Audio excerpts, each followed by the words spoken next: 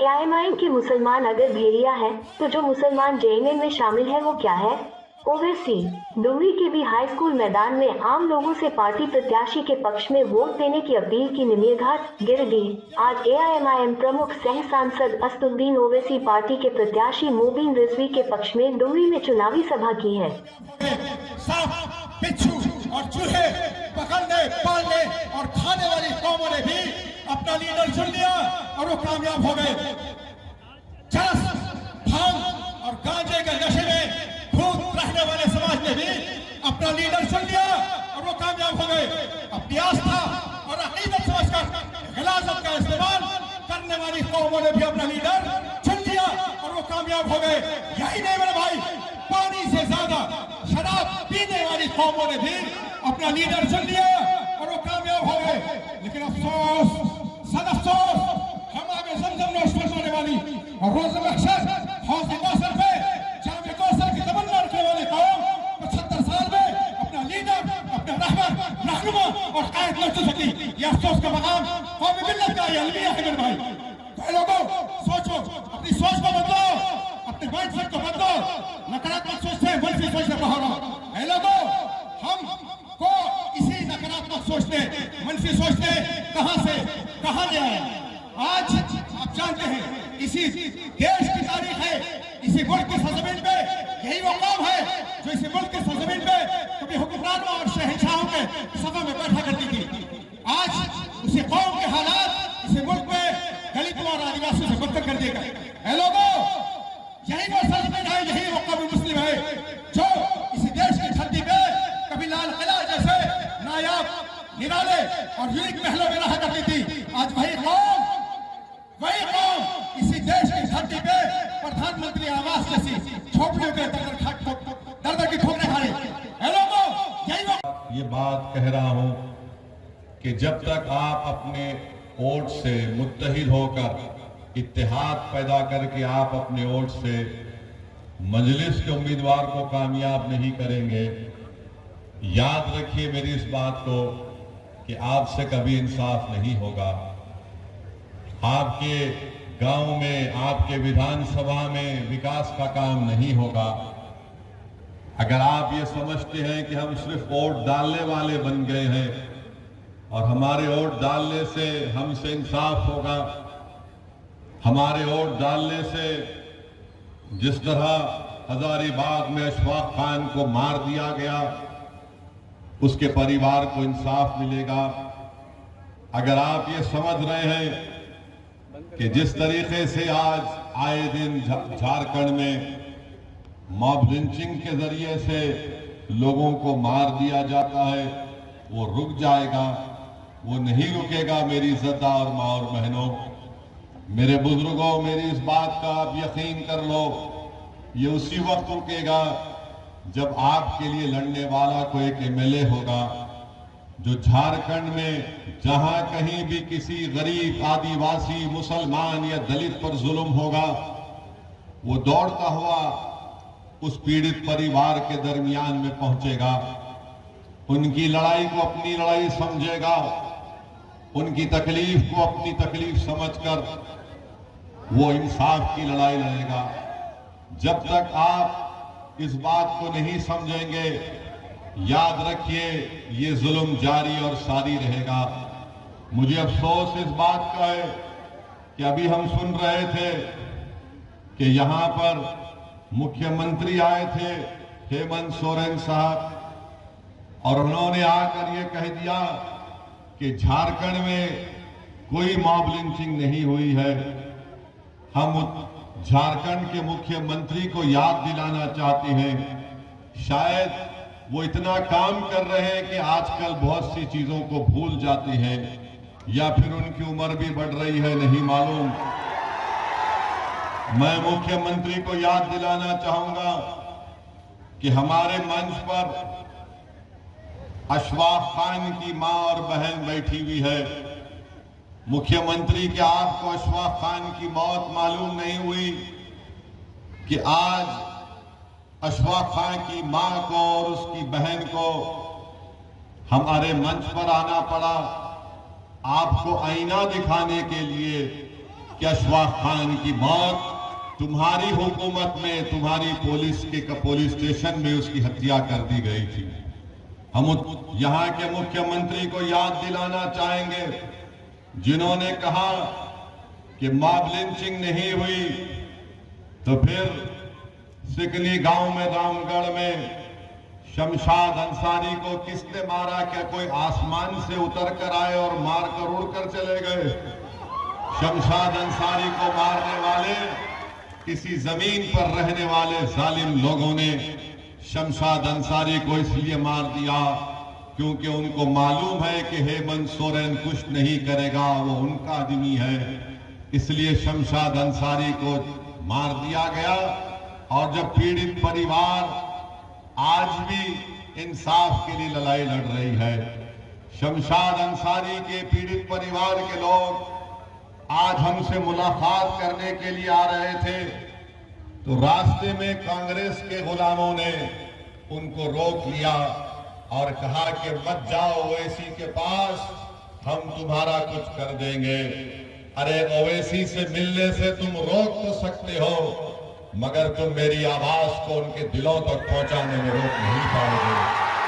तुमने शमशाद अंसारी को खामोश कर दिया, मगर शमशाद अंसारी के रूप में हर बच्चा झारखंड से खड़ा होगा और हेमंत सोरेन से कहेगा कि मेरा नाम शमशाद अंसारी है, बताओ मुझसे इंसाफ कब किया जाएगा।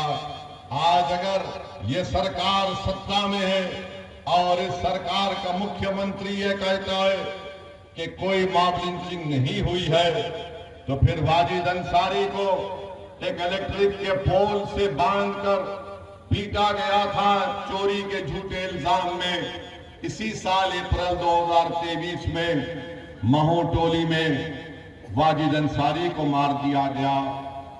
गरवाहा जिले में अप्रैल 2023 में वसीम सज्जाद पुलिस कस्टडी में मर जाता है। हेमंत सोरेन साहब, क्या आप सो रहे हैं? तो जागो और देखो कि तुम्हारे गरवा डिस्ट्रिक्ट में वसीम सज्जाद को कत्ल कर दिया गया। जमशेदपुर में 6 दुकानों को जो अल्पसंख्यक समाज मुसलमानों की थी उनको जला दिया गया। सरकार सेकुलर पार्टी की है, सरकार में कांग्रेस है, सरकार में राजद है और आपके राज में दुकानें जलती हैं। शमशाद अंसारी का कत्ल हो जाता है, मगर आप हमको गाली देते हैं। सत्ता में आप हैं, इल्जाम मौलाना मुबीन रजवी पर लगा दिया जाता है, इल्जाम मेरे सदर शाकिर पर लगा दिया जाता है कि ये बी टीम है। अरे बताओ, जब तुम सत्ता में हो तो तुमने इन दुकानों को जलने से क्यों नहीं बचाया? साहिल और मुदस्सिर को पुलिस की गोलियों ने खत्म कर दिया। यकीनन ये हमारे लिए शहीद है, मगर साहिल और मुदस्सिर से मिलने कौन गया था? मैं गया था साहिल और मुदस्सिर से मिलने के लिए। हम इसलिए नहीं गए थे कि हमको कोई सियासत करना था, हम इसलिए गए क्योंकि हमने उन बच्चों की तकलीफ को अपने दिलो दिमाग और अपने सीने में महसूस किया। इंसानियत अभी भी हम में जिंदा है, हम वहां पर गए थे। मगर बताओ, जो आज हम चुनाव लड़ रहे तो उनको गाली दे रहे हैं। अरे 16 साल का शहबाज खान जो ट्यूशन, हजरत मौलाना शेख भिखारी साहब का पड़पोता,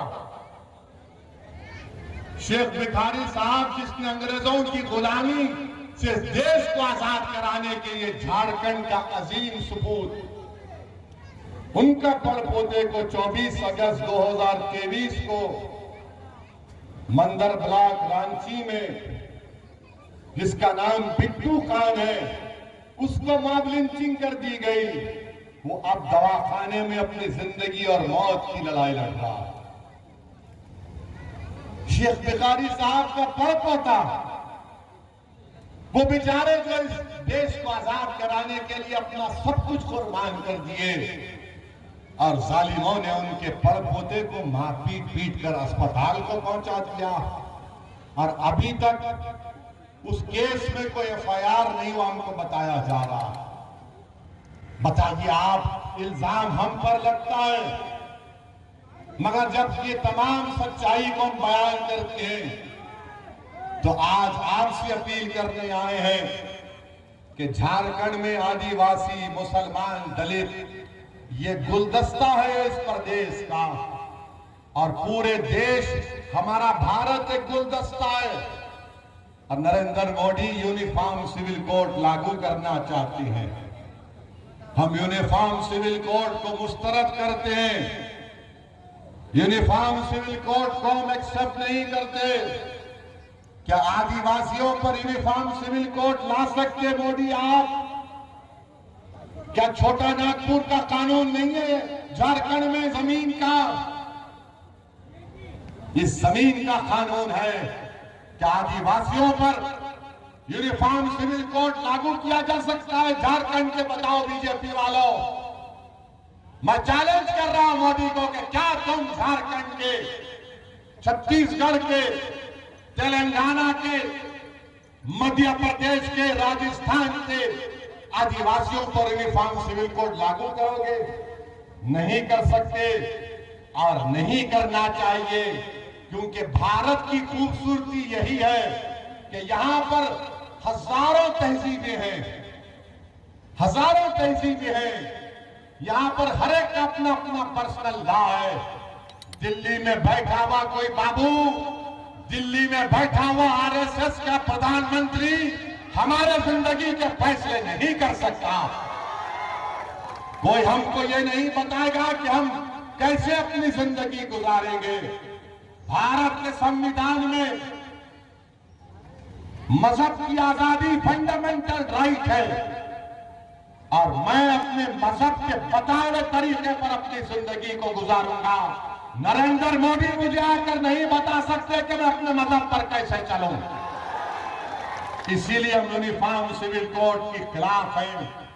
अब आप बताइए, यूनिफॉर्म सिविल कोड कभी सुना आपने इन लोगों को जो हमको गाली देते हैं?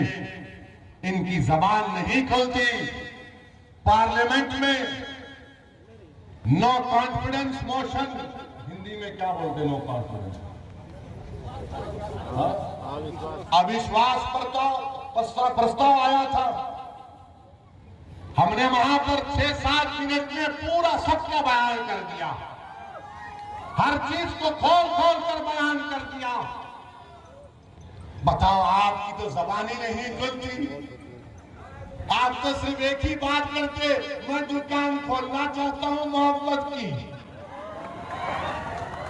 दूसरा बोलता है मैं चौकीदार हूं। ये ऐसा चौकीदार है जो चीन 2000 स्क्वायर किलोमीटर जमीन पर कब्जा करके बैठा है, मगर चौकीदार क्या चौकीदारी कर रहा है? डेप्सांग गंचाक में चौकीदार के नाक के नीचे चीन अपनी हमारी जमीन पर फौज को उतार दिया। ये दुकानदार है, ये सिर्फ बोलता मैं मोहब्बत की बात करता हूं, तो शमशाद अंसारी से मोहब्बत की बात कौन करेगा? अशफाक खान से मोहब्बत की बात कौन करेगा? अरे तुम्हारी सरकार है ना दुकानदार वालों, तुम्हारी सरकार है झारखंड में। मेरी तो सत्ता में तो नहीं हूं। एक तरफ दुकानदार, एक तरफ चौकीदार। ये दुकानदारों ने 50 साल से हमको लूटा। ये चौकीदार हमारी शनाख्त को खत्म करना चाहता है, हमारी तहजीब को खत्म करना चाहता है। इस देश में न दुकानदार की दुकान की जरूरत है, न चौकीदार की जरूरत है, बल्कि तीसरे विकल्प की जरूरत है, जो इंशाअल्लाह पैदा होगा। आप देखना मेरे अजीज दोस्तों और बुजुर्गों, देश के प्रधानमंत्री बड़ी बड़ी बातें करते हैं, सबका साथ, सबका विश्वास, सबका विकास, क्या क्या बकते रहते हैं। मगर आज हमने देखा कि एक मासूम 7 साल का बच्चा जब स्कूल को जाता है उत्तर प्रदेश में, जहां पर बीजेपी की सरकार है, जहां पर योगी आदित्यनाथ मुख्यमंत्री हैं, वो टीचर अपने क्लास में उन बच्चों से कहती है ये मोहम्मदन का बच्चा है, इसने बराबर नहीं पढ़ा, इसको मारो। आप बताइए कि एक बच्चा आकर उसको बच्चे को मारता है, उस 7 साल के बच्चे को, तो टीचर कहती है मोदी जी जिस तरह हेमंत सोरेन को भूलने की आदत है, उससे ज्यादा मोदी जी को भूलने की आदत है। तो टीचर कहती है मोदी जी तुमने उसको अच्छा नहीं मारा, दम से मारो, ये मोहम्मदन है। बताइए आप, और वो बच्चे को मार पीटा जाता है, उसका वीडियो पूरे देश में, पूरी दुनिया में चला गया। उस बच्चे के बाप से मैंने बात